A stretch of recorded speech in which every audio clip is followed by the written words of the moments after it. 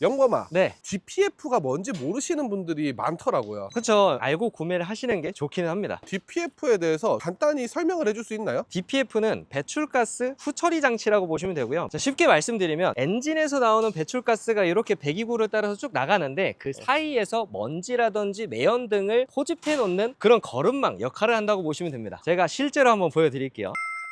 이게 DPF라는 장치인데요. 매연이나 먼지 등을 모아놨다가 일정 온도에 도달했을 때 태워서 없앤다고 보시면 됩니다. 인젝터에서 후분사를 많이 해서 일정 온도가 된 DPF에다가 연료를 흘려보냅니다.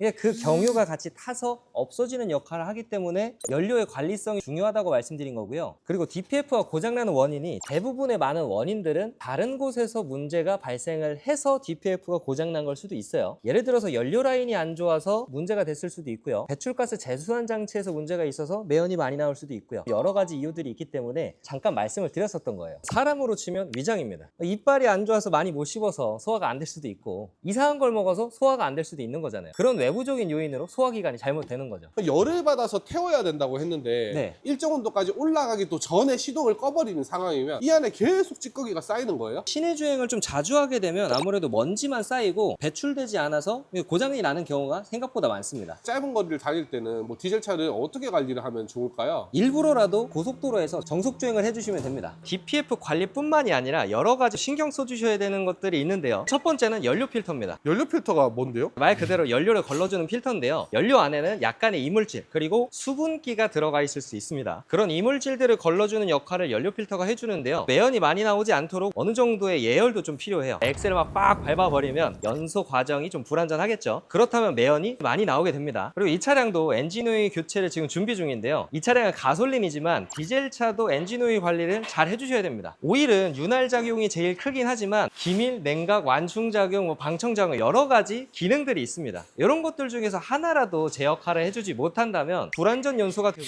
그러면 매연이 많이 나오게 되겠죠. 이런 기본적인 관리들로 디젤차를 관리를 하실 수가 있습니다. 키로수가 짧은 디젤차를 사면 안 되는 거 아니에요? 장거리 운전을 많이 안 했을 것 같은데? 물론 그렇게 생각하실 수도 있어요. 가끔씩 주말에 놀러 나갈 때만 차량을 이용하시는 분들은 간혹가다 많이 보이더라고요. 어떻게 판단을 하고 좋은 중고차를 고를 수가 있어요? 제가 한번 키로수 짧은 디젤차를 점검을 하면서 한번 말씀을 드려볼게요. 이 차량이 17년식에 57,000km 정도 주행한 차량입니다. 2.0 디젤인데 연식 대비해서 키로수가 굉장히 짧죠? 8년 된 거예요? 네, 8년 된 겁니다. 이런 연식 대비 주행거리가 짧은 디젤차는 어떤 걸 봐야 되는지 중고차를 구매하실 때 꿀팁들을 이제 말씀을 드려볼게요. 이렇게 엔진오일 캡을 한번 열어서 보고요. 요 안쪽에 캠축이랑 이제 캠 캐리어 이런 것들이 다 보이는데요. 착색돼 가지고 오염이 많이 되어 있진 않은지 검정색이나 회색 이런 식으로 보이게 된다면 엔진오일 관리를 잘 안 해준 거겠죠. 일단 이 차는 안쪽에 다 은색으로 반짝반짝하게 예쁘게 있죠. 엔진오일 관리를 최소한 평범하게라도 해줬다라고 보시면 됩니다. 디자인 커버를 좀 제거를 하면 로컨 커버가 있잖아요. 여기에서 발생되는 블로바이 가스들을 다시 이 오일 세퍼레이터라는 부품을 거쳐서 흡기 라인 쪽으로 다시 갑니다. 블로바이 가스가 너무 많이 나오거나 이런 고무 호스들이 불어서 터지는 경우가 있어요. 이런 부분들도 오염이 좀 많이 되어 있지는 않은지 이런 걸 확인을 해 보셔야 됩니다. 그리고 제가 아까 강조드렸던 소모품 중 하나인 연료 필터를 한번 봐주셔야 되는데요. 이쪽 브레이크 오일 옆쪽에 장착이 되어 있습니다. 이게 연료 필터예요. 은색깔 여기에 먼지가 너무 많이 쌓여 있거나 이게 알루미늄 위에 겉면으로 되어 있어서 곰팡이 핀 것처럼 올라와 있다 그럼 교체한 지가 좀 오래된 거겠죠. 이런 것도 체크를 한번 해주시면 좋고요. 그리고 꼭 확인을 해봐야 되는 부분 중에 하나인데요. 여기 머플러 안쪽에 매연이 얼마나 쌓여 있는지를 확인을 해주셔야 돼요. 일단 비교적 깔끔한 면을 골라서 이렇게 껴주시고요. 이렇게 막 훑어줍니다. 훑어주고 검정색 매연이 엄청나게 많이 묻어 나온다면 아무래도 DPF가 제 역할을 못 해준다는 거겠죠. 근데 이거 왜 이렇게 깨끗해요 지금?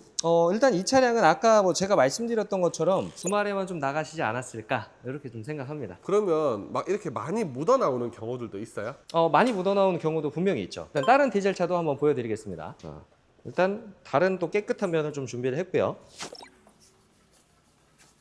이 차량은 아까 차보다는 약간 더 묻어 나오네요. 근데 뭐 일단 요 정도까지는 그래도 괜찮다라고 말씀드리는 정도라고 보시면 돼요. 일단 정말 매연이 심각한 경우에는 엄청 깊게 묻어 나오는 경우가 있습니다. 그런 차량들은 피해야겠죠. 일단 이런 식으로 좀 중고차 보실 때 점검을 하시면 정말 관리가 안 된 디젤차들은 좀 걸러내실 수가 있을 겁니다. 그럼 내가 이미 디젤차를 타고 있어요. 네. 난 내 차를 좀 관리를 잘 해주고 싶어. 네. 그럴 때는 또 어떤 걸 해줘야 돼요? 디젤차 3대 클리닝이 있더라고. 그렇죠. 뭐 인젝터 클리닝, 흡기 클리닝, DPF 클리닝 이렇게 좀 많은 클리닝 작업들이 있는데요. 그런데 실제로 해주면 좋아요? 좋기야 하죠. 돈이 문제지 않겠습니까? 그냥 고장 났을 때나 하자라고 하시는 분들이 좀 절대적으로 많아요. 근데 흡기 클리닝은 이쪽에 들어가는 이제 공기, 라인들 있죠. 이쪽 안에 흡기 매니폴드에 카본 찌꺼기가 상당히 많이 낍니다. 연소된 배출가스가 다시 흡입 공기로 다시 들어오는 그 중간에서 찌꺼기가 많이 껴요. 정비사가 탈거를 해서 인위적으로 깨끗하게 클리닝을 해준다라고 보시면 됩니다. 다른 부분들도 중요하지만 디젤에서는 연료 분사 장치의 인젝터가 좀 많이 중요합니다. 근데 여기서 섬세하게 딱 조정을 해줘야 되는데 카본 찌꺼기로 인해서